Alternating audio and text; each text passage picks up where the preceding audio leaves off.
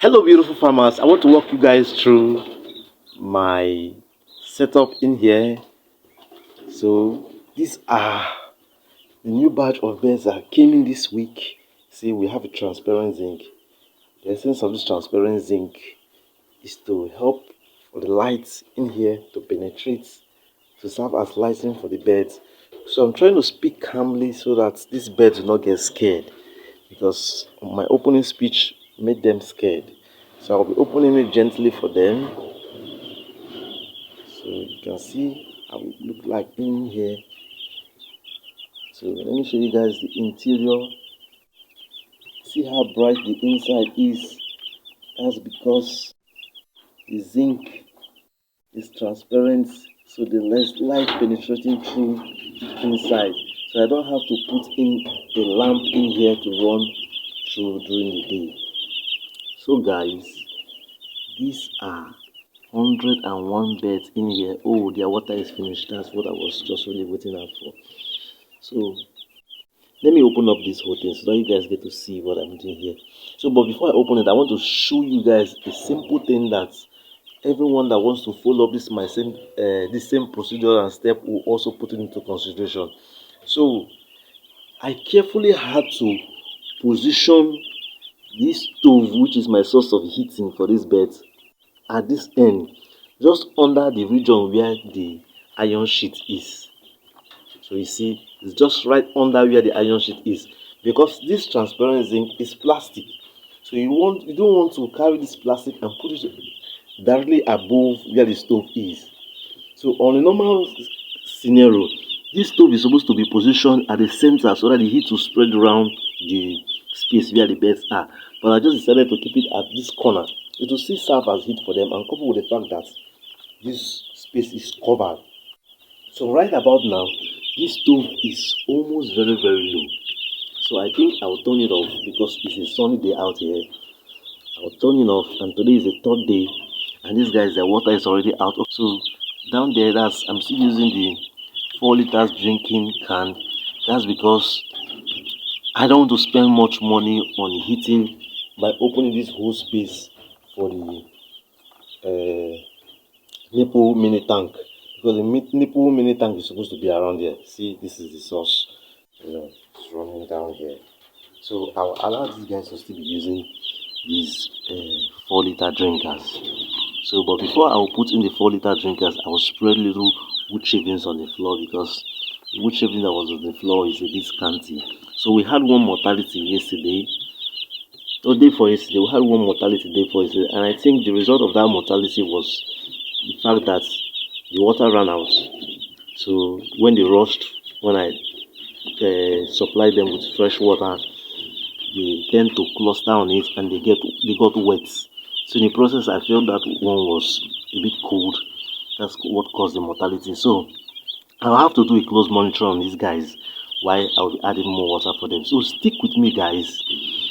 I'll just do that. I'll have to pause this video, so I have to put the water for these guys. So guys, let me walk you guys through what I just did.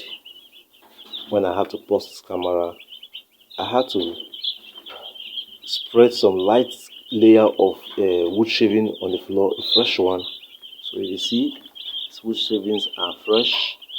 And I also had to clean off the feeding trough. These two feeding trough here, this and this one here, they were a bit messy, so I had to now clean the top a bit, take off the particles of wood shavings inside of them, and pour it on one. I had to take the ones from this particular one in here and add it up to this one to make it fuller. So this one has fresh feed inside of it. This particular one has fresh feed. So I had to also take off the wood shaving particles that got into this feeder, and allow it to be looking more fresh. So you see here, I added water. This water ran out, so that's why you're seeing most of them clustering here. So there's every tendency that they might get wet in the process. So I thank God that the weather is quite warm, so I'll cover this space. It will be a bit warm for them. So after now, in the next 1 hour, I'll still come and check them again to be sure that they are doing okay. because I know this rush of water is not too good for these birds, because they've been starved of water for like, let's say, like an hour. Because I delayed a little bit, I just wanted the water to go finish because of the medication side of it, and that's one of the side effects of using this kind of drinkers. Because if it were to be the nipple drinker setup, the water would last longer than what we have in here. So maybe what I will do, I will have to add another watering can in here and get to expand this space backward a little bit by, let's say by tomorrow. That's when I'm going to do that. So I'll still allow them to still be in this space today. So today is the 4th day, so I'll be expanding this space a little bit for them. By tomorrow, or let's say maybe later today, depends on how I observe their spacing. But these birds are doing amazing well. Their growth rate is really encouraging. Meanwhile, these birds are from Emoha Victory Farm here in River State. So if you're someone staying around River State and its environment, these are very good Arboica chicks to get. And these birds do amazingly well. And one hack that I need to share with you guys, if you're interested to buy from them, I can make arrangements to get them for you.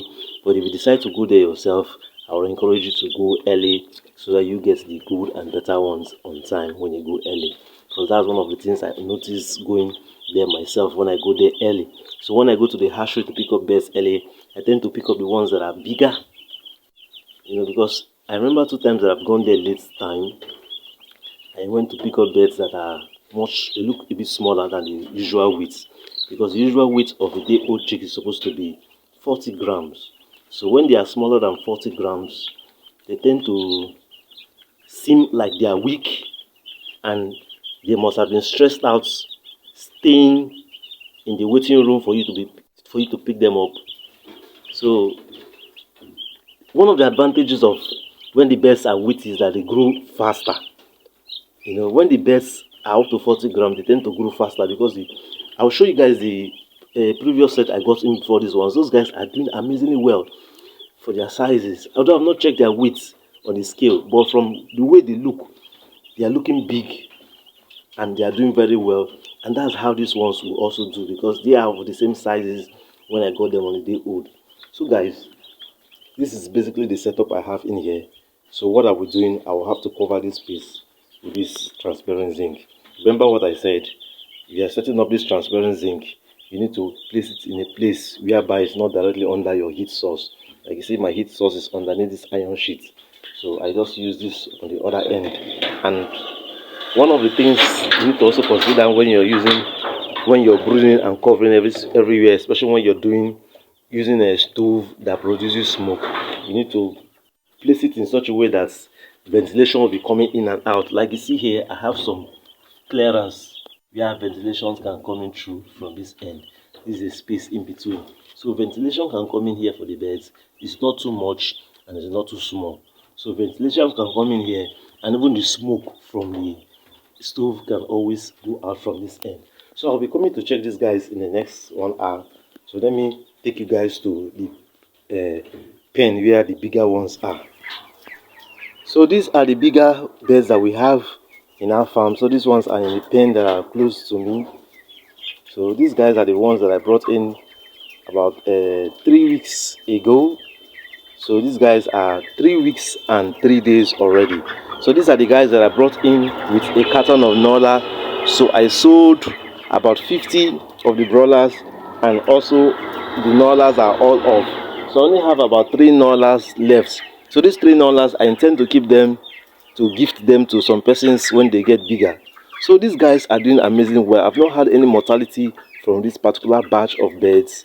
So that's because of I followed some certain procedures, and I diligently followed up on those procedures to make sure that they all do excellently well. Although these birds were good birds from the onset, but aside from the birds being good birds from a good reliable source, I also had to follow up those procedures like I'm telling you about, of which I will encourage you to watch my other videos and learn to follow up the same procedures so as to replicate to grow your farm.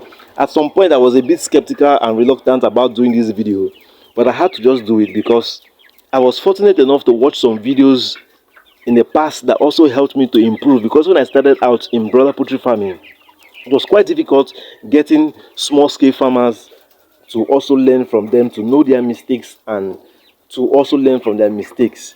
I was learning basically from people that had big farms, and trying to replicate most of those ideas was a bit challenging. But somehow I was able to replicate those ideas, and this is how far we have gone. That we will be rearing birds up till 3 weeks and 3 days, no mortality out of 150 birds. So, and I've also replicated the same thing on birds of higher numbers than this. But this is just a small farm I have at home that I can use for the purpose of these videos. So guys, it's very much possible for you to rear your birds and for them to do extremely well. So from observation on these birds, they have some mild cases of coccidosis. That's because of this litter is a bit dirty. This litter was the second litter I changed on these beds, so it got messy about 3 days ago. So what I did a flash spray of a top up of the sawdust on it again. So I'm supposed to clean it today, but I was supposed to do the cleaning this morning, but I was a bit tired and stressed out, so I said that maybe I'll do it later in the day, and couple with the fact that I have some new birds that I'm also taking care of, because the ideal is that you're supposed to take care of the smaller ones before getting to the pen for the bigger ones. So I know that before we get into the pen for the smaller ones, it's going to take a little longer time. So that's why I had to now step in here. Already these guys have a setup that they can stay without my coming in here for a long period of time. So you see here, I'm using feeders that can carry feeds that will last them for about 2 days, and the same thing with the nipple drinker setup. So they have water. The water in here, I filled up this water can last night, and so this is what we have left. So the weather is quite warm, so this water will still carry them all through today, and even the feeds they have in here will still carry them all through today. So right now they are feeding on pelletized finisher feed. So this pelletized finisher feed from Breedwell feed mill. So these birds are doing amazingly well. I have not checked their weight, but their weight is really impressive. Their weight is really impressive from the way they are looking so far. So the target plan I have in mind for these birds is to clear them off at 35 days. So at 35 days, I'll start selling most of them all, because the target is for them to hit 2 kg after slaughtering at 35 days. So I'm expecting to get 2.5 kg of live weight from these birds at 35 days, of which we will achieve that, because that's the plan I have right now, is for me to be rearing birds for them to hit 35 days. I get to sell bulk of them, then keep few of them to sell to my customers that will buy 1, 2, 3, 4 for home consumption. You know, every business, you should have a plan based on the kind of customers that you have. So you plan your business structure to fit in the kind of customers you have. So the plan that we have for this year is for us to be harvesting chickens every week. That is the plan target we have in our farm this year. So in order for us to be able to achieve that, we plan on stocking birds every week. I mean, we are starting out with 3 weeks interval. We already have another batch that is coming behind these ones. That's the batch that I just showed you guys. So after these ones, so in the next 3 weeks, we'll be stocking another batch. By then, these ones will already be out.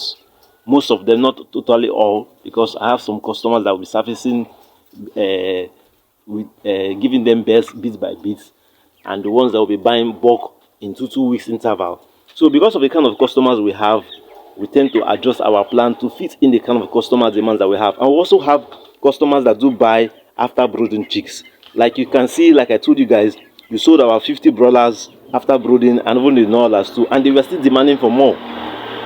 So we have the other sets that I showed you guys, that you guys just saw before. These ones will be ready in 2 weeks time, that will be servicing our after brooding customers. We'll be selling off about 50 of those ones for the after brooding customers. So these guys are doing amazingly well. Broiler business is something that you can do and get better results and make some profits. You know, we have a business plan and strategy. You can follow the strategy diligently, and if it doesn't work, you strategize, try something new, try something else. Just keep trying and try to blend in with the kind of customers that you have. You definitely achieve better success. So whether you're doing broiler farming or layers for egg production, you can still make profit in as much as you know your customers and know how to follow them all through. So you follow through with your target customers, what your customers demand from you. You follow through with them. I used to have customers that demand for chickens that are above 2.5 kg. So over time, we had some fallout from our business structure, because the bargaining, what they were buying from us, and the profit margin was not blending very well, and we just wanted something that will be making profit over within a short time. So that's why we try to strategize, start up with buyers that will be buying bears for 35-42 weeks. So at that stage we'll be able to clear them off and make profit. Because one thing with the broiler business is how quick you are to sell off your bears will really will really help you a long way. So it's best you blend in with what your customers demand of you, so that you can make profits, because you don't have to be keeping bears for too long. Maybe because you're used to keeping bears for them to stay up to 8 weeks, and you don't have customers that will be buying that 8-week bears at a better rate. You just stay stocked. So you just try to blend in with what your customers demand of you. So guys, this will be the end of today's video. I don't want to stretch this video talking too much, so that this video doesn't get too lengthy. So these guys are doing amazingly well. Just light case of coccidosis. That's the result of this floor that is not cleaned. So hopefully before the end of today, we'll clean up this floor when the weather is quite calm. Right now the weather is quite warm and hot out there. So any try to clean this place will stress these birds up, which will not make them comfortable. Already the weather is warm, stressing them again will not be something good for them. So we'll do the cleaning later in the day when the weather is quite calm and cool. Hopefully during late evening hours when the weather is quite calmer, we'll do the cleaning for them to be more comfortable. So thanks for watching this far. If you're new to this channel, please do well to subscribe, so that you get to see our other videos. And I also encourage you to watch our other videos to also learn and grow your farming experience, so that you get to achieve more productivity from your farm. It's very much possible for you to rear birds till you sell them off without having mortality, because when you have mortalities, you're experiencing losses in between. So in as much, even if you have to make room for mortality, let the mortality rate be very minimal, except in the case whereby you experience a viral attack. And for you to run a successful business, you need to make sure that the number of times you experience viral attack is very minimal, very minimal. And if peradventure you experience a viral attack, there are means or how to cope the situation, so that you don't get to loss and you can still make profits in as much as there's a viral attack. So watch my other videos to get to learn and understand better means for you to run your broiler poultry farm business to achieve more productivity. Thanks and bye for now.